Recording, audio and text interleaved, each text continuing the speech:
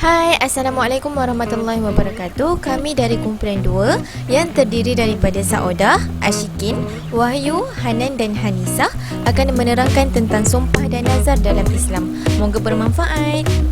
Jom kita fahami konsep sumpah terlebih dahulu. Yang pertama, apakah maksud al-yamin? Menurut bahasa, al-yamin bermaksud kanan atau bahagian kanan. Dan di dalam bahasa Melayu, al-yamin bererti sumpah. Selain itu, al-yamin dikenali sebagai al-halaf, al-istihlaf, al-i'la' dan juga al-qasam. Baiklah, menurut istilah pula, al-yamin ditakrifkan sebagai suatu lafaz yang digunakan untuk menyatakan atau mensabitkan haknya terhadap sesuatu perkara atau menafikan sesuatu perkara di hadapan hakim dengan menyebut nama-nama Allah Subhanahu Wa Taala atau sifat-sifatnya. Contohnya, dengan nama Allah, aku tidak pernah meminjam duit engkau. Seterusnya, terdapat banyak dalil mengenai al-yamin, sama ada daripada Al-Quran maupun daripada As-Sunnah yang menunjukkan al-yamin dikira sebagai salah satu cara pengisbatan dan juga pembuktian atau penafian di hadapan hakim. Firman Allah Subhanahu Wa Taala di dalam surah Al-Maidah ayat 89. A'udzubillahi minasyaitonirrajim. La yu'akhidhukumullahu billaghwi fi aymanikum walakin yu'akhidhukum bima aqadtumul aiman. Surahul Azim, yang bermaksud kamu tidak dikira salah oleh Allah Subhanahu Wa Taala tentang sumpah-sumpah yang kamu tidak sengajakan untuk bersumpah. Akan tetapi kamu dikira salah olehnya dengan sebab sumpah yang sengaja kamu buat dengan bersungguh-sungguh. Seterusnya, untuk memastikan sumpah itu diambil kira, ia perlulah memenuhi 3 syarat-syarat berikut. Yang pertama, pelakunya hendaklah sudah akil balik. Hal ini adalah kerana kesalahan orang yang belum akil balik tidak diperkirakan. Sebagaimana Rasulullah SAW pernah bersabda, diangkat penanya, iaitu tidak diperkirakan dosa seseorang itu daripada 3 jenis manusia. Yang pertama, yang tidur sehinggalah dia bangun. Kemudian kanak-kanak sehinggalah dia bermimpi, iaitu akil balik, dan orang gila sehinggalah dia sedar dari siuman. Maka orang yang belum akil balik tidak diperkirakan sumpah yang dilafazkan olehnya. Kemudian yang kedua ialah bukan sumpah yang sia-sia, iaitu bukan sumpah yang lara. Sumpah tersebut haruslah jelas dan tegas isinya. Bukan seperti kata-kata biasa manusia yang ini seperti ya benar demi Allah, tidak, bukan tidak demi Allah dan sebagainya yang sudah menjadi kebiasaan para manusia melafazkannya yang tidak disertai dengan niat sumpah itu sendiri. Kerana ini telah menjadi kebiasaan manusia dalam pertuturan. Kemudian syarat yang ketiga ialah sumpah tersebut mestilah dimulakan dengan salah satu dari nama Allah atau salah satu daripada sifat-sifat Allah. Sebagai contoh, demi Allah yang Maha mengetahui atau demi Allah yang Maha membolakkan hati ini dan sebagainya. Hukum sumpah terbahagi kepada 2, iaitu sumpah sarih dan sumpah kinayah. Sumpah secara jelas iaitu sarih akan diambil kira secara automatik apabila ia dilafazkan dan tidak diterima kata-kata pelaku yang kata saya tak bermaksud untuk bersumpah, kerana lafaz-lafaz ini tidak digunakan kecuali hanya untuk sumpah sahaja. Kalau dia menyatakan saya bermaksud lafaz Allah di sini ialah bukan zat Allah Subhanahu Wa Taala, dalil ini juga tidak boleh diterima kerana kehendak supaya sumpah tersebut diambil kira pasti wujud. Kalau lafaz ini terlepas daripada lidahnya tanpa berniat untuk bersumpah, maka ia dianggap lawa, iaitu sumpah sia-sia. Bagaimana pula dengan hukum sumpah secara sindiran? Hukum sumpah secara sindiran pula tidak diambil kira melainkan wujudnya niat dan kehendak untuk menjadikannya sebagai sumpah. Oleh itu, diterima dakwaan orang yang mengucapkannya saya tak bermaksud untuk bersumpah.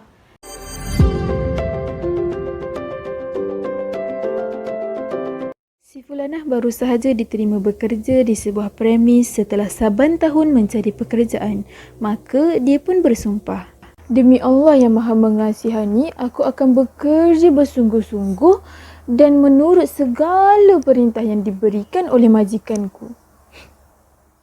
Wabillahi, aku tidak akan meninggalkan walaupun sebulan untuk membayar sewa kedaimu. Jangan kau risau, Aminah.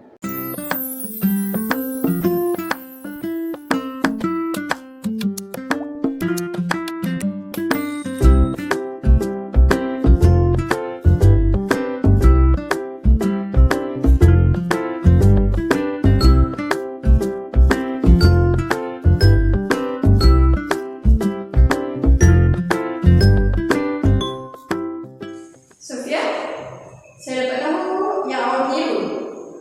Baik awak mengaku sekarang. Demi Allah cikgu, saya tak buat macam tu. Alia yang fitnah saya. Tak baiklah Sofia, Miku. Sumpah tu. Kan dosa memang dengan sumpah.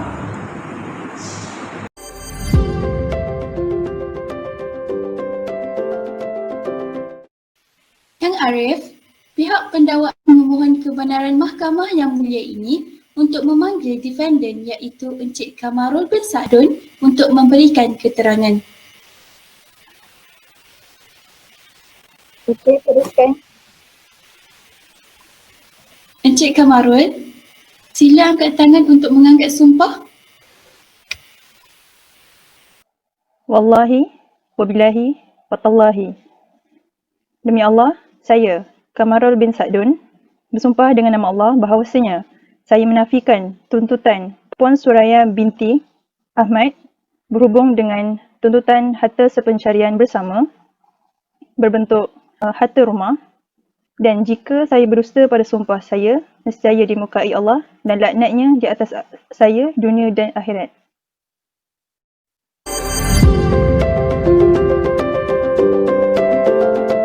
Yang Arif, pihak pendakwaan memohon kebenaran mahkamah yang mulia ini untuk memanggil plaintiff iaitu Puan Juwita binti Ismail untuk memberikan keterangan.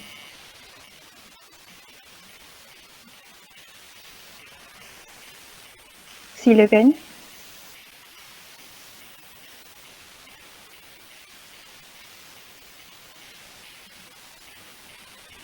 Puan Juwita, sila angkat tangan untuk mengangkat sumpah.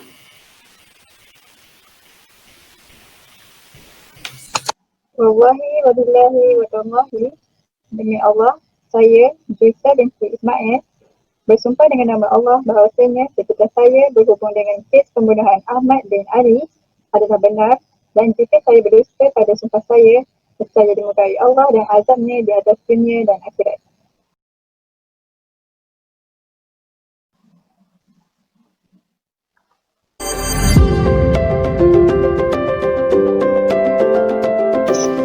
Yang Arif, pihak pendakwaan memohon kebenaran mahkamah yang mulia ini untuk memanggil saksi pendakwaan yang kedua iaitu Encik Muhammad Roki bin Muhammad Abu untuk memberi keterangan.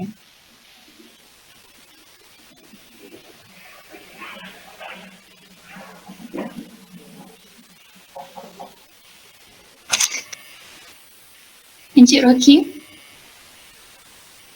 sila saya dan tangan. Bahawasanya saya, nama Encik Roki dan matrik.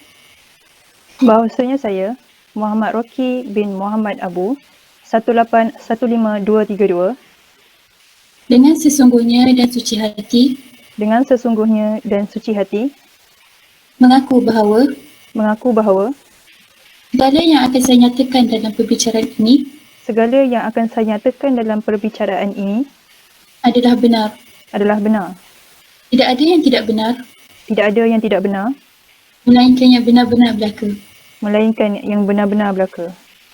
Okey, turun tangan.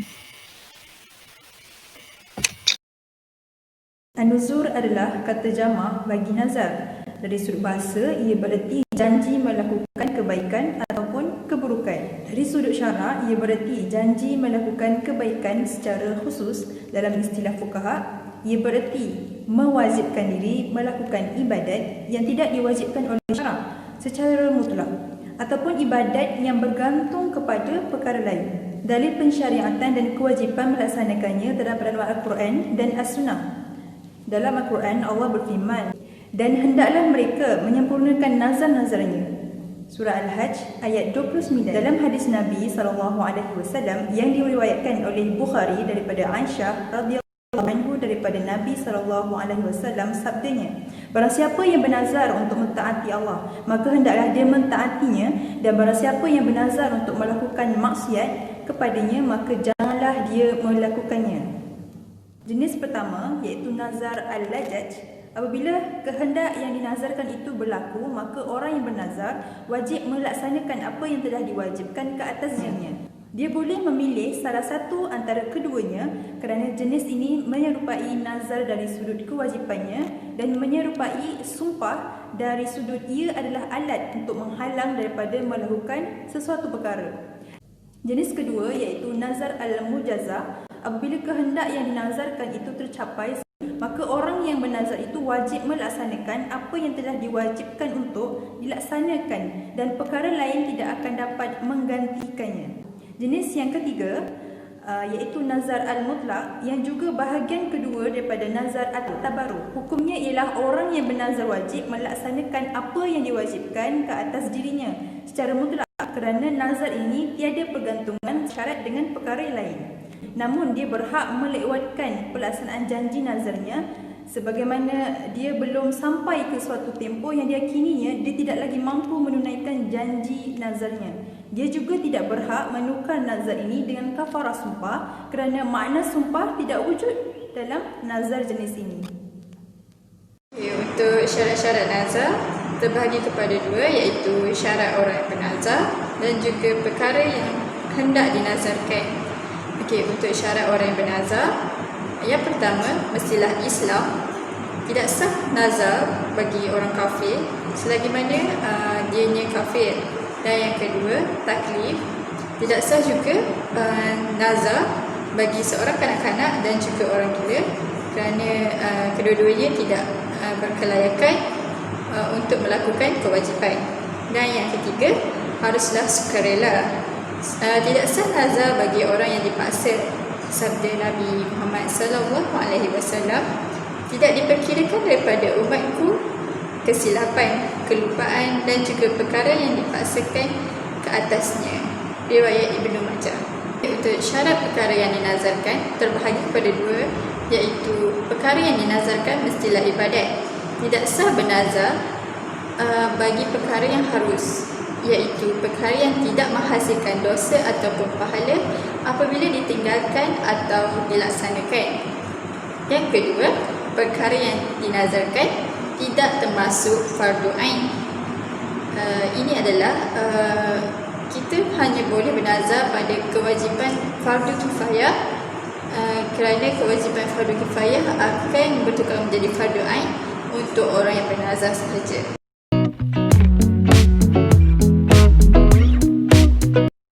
Pada suatu hari, si Fulanah bergaduh dengan si Fulan sehingga menimbulkan pertengkaran yang amat dahsyat. Maka si Fulanah pun bernazar, kalau aku bercakap lagi dengan si Fulan tu esok, maka wajiblah bagi aku ni puasa selama sebulan. Kalau aku disembuhkan oleh Allah daripada penyakitku ini, maka wajiblah ke atasku menyedekahkan seekor kambing. Kita pergi kepada nazar mutlak. Nazar mutlak iaitu mewajibkan diri melakukan sesuatu ibadat tanpa menggantungkannya dengan tercapainya sesuatu kehendak, juga tanpa dorongan permusuhan ataupun kemarahan. Nazar ini juga dinamakan nazar at-tabarrur. Dinamakan demikian kerana orang yang melakukan nazar itu mahu melakukan kebajikan dan takarrub, iaitu mendekatkan diri kepada Allah Subhanahu wa Ta'ala. Ya Allah, antara option yang aku rasa aku nak mendekatkan diri kepadamu, ya Allah, aku bernazar untuk tak akan tinggal tahajud sehari pun, ya Allah. Seterusnya, bab kafarah untuk sumpah dan nazar. Apakah itu kafarah? Dari sudut bahasa, al-kafru itu sendiri bermaksud menutup. Dinamakan kafarah pula kerana ia menutup dosa dan mendapat keringanan daripada Allah Subhanahu Wa Taala.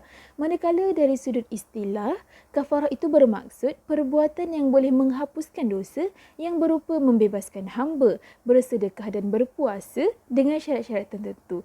Ia juga sebagai suatu penampang perihal kecuaian yang dilakukan oleh manusia dalam tindakannya. Sebagaimana firman Allah Subhanahu wa taala yang berbunyi, A'udzubillahi minasyaitonirrajim. لا يؤاخذكم الله باللغو في أيمانكم ولكن يؤاخذكم بما عقدتم الأيمان فكفارته إطعام 10 مساكين من أوسط ما تطعمون أهليكم أو كسوتهم أو تحرير رقبة فمن لم يجد فصيام 3 أيام ذلك كفارة أيمانكم إذا حلفتم واحفظوا أيمانكم كذلك يبين الله لكم آياته لعلكم تشكرون.